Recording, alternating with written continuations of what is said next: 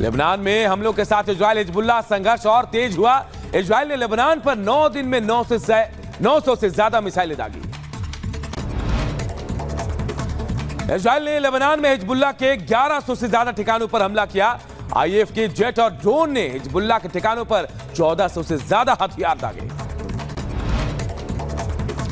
Hezbollah ने भी Israel की ओर 100 से ज्यादा मिसाइलें दागी। इजराइल ने आसमान में हिजबुल्लाह के मिसाइलों को नष्ट कर दिया।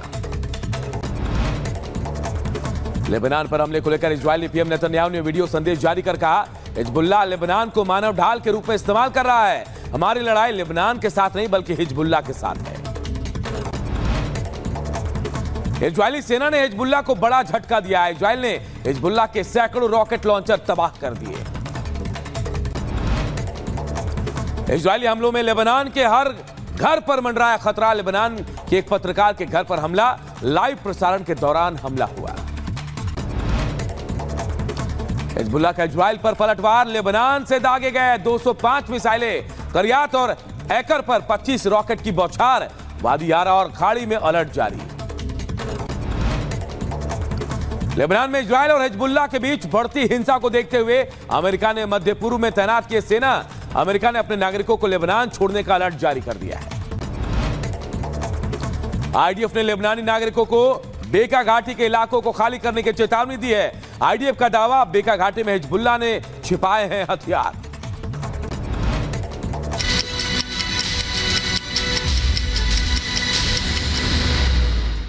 इजराइल बदला ले रहा है, लेकिन शुरुआत पहले हिजबुल्लाह ने की। तो ये ताबड़तोड़ अटैक इजराइल की तरफ से किया गया है, लेकिन अब पलटवार हिजबुल्लाह भी कर रहा है। इससे जुड़े एक रिपोर्ट आप सबको दिखाते हैं।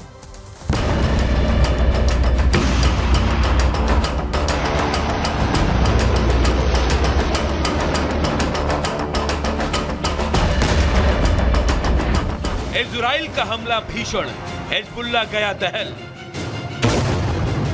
घातक ब्रह्मास्त्र से प्रहार, लेबनान में मचा हाहाकार। प्रतिशोध प्रचंड, लेबनान में बारूदी भूकंप। यह इजराइल का अपने दुश्मनों से बदला लेने का तरीका है।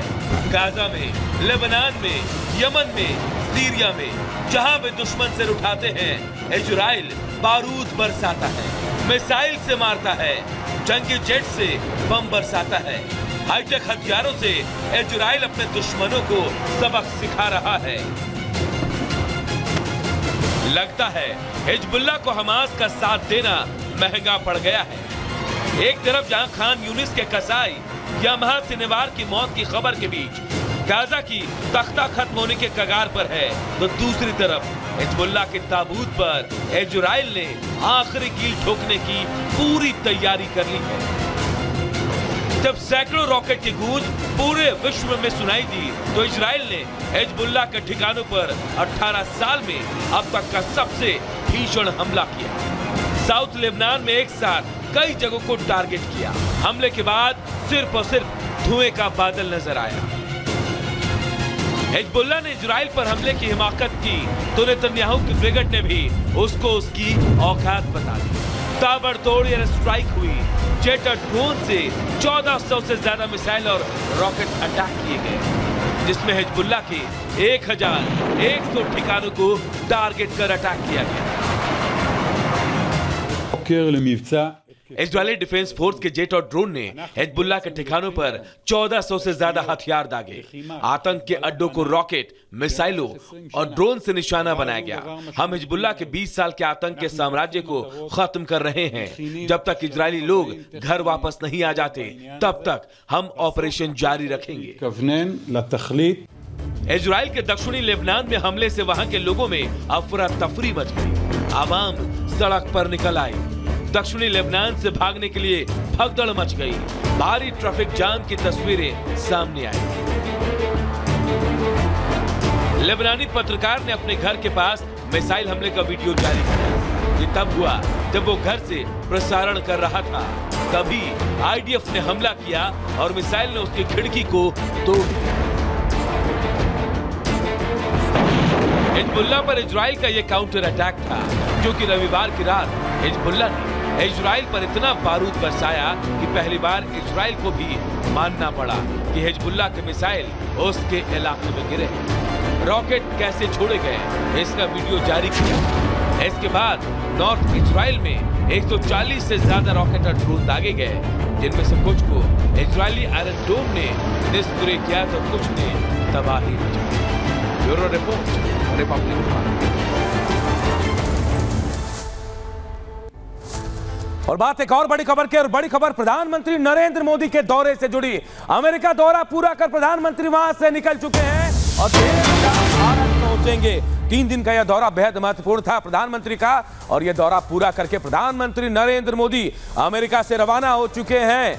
पीएम मोदी का 3 दिवसीय अमेरिका दौरा था और आज शाम पीएम भारत पहुंचेंगे। क्वाड की बैठक में पीएम मोदी ने हिस्सा लिया। न्यूयॉर्क में भारतीयों को संबोधित भी किया है प्रधानमंत्री नरेंद्र मोदी ने। आखिरी दिन यूएन के मंच से शांति का संदेश भी प्रधानमंत्री नरेंद्र मोदी ने पूरे विश्व को दिया है। तो देखिए, जो बैठक थी क्वाड की, उसमें शामिल होकर प्रधानमंत्री वहां से निकल चुके हैं और अब कहा जा रहा है कि देर शाम तक प्रधानमंत्री भारत पहुंचेंगे।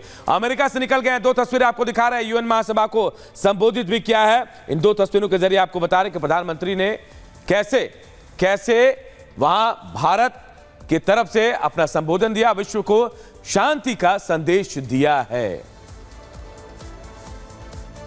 तो पीएम मोदी ने संयुक्त राष्ट्र संघ की जनरल असेंबली के समिट ऑफ द फ्यूचर को संबोधित किया। इस दौरान उन्होंने कहा कि मानवता की सफलता मिलकर काम करने में है, जंग के मैदान में नहीं। वैश्विक शांति और विकास के लिए ग्लोबल संस्थाओं में रिफॉर्म भी जरूरी है। रिपोर्ट आपको दिखाते हैं।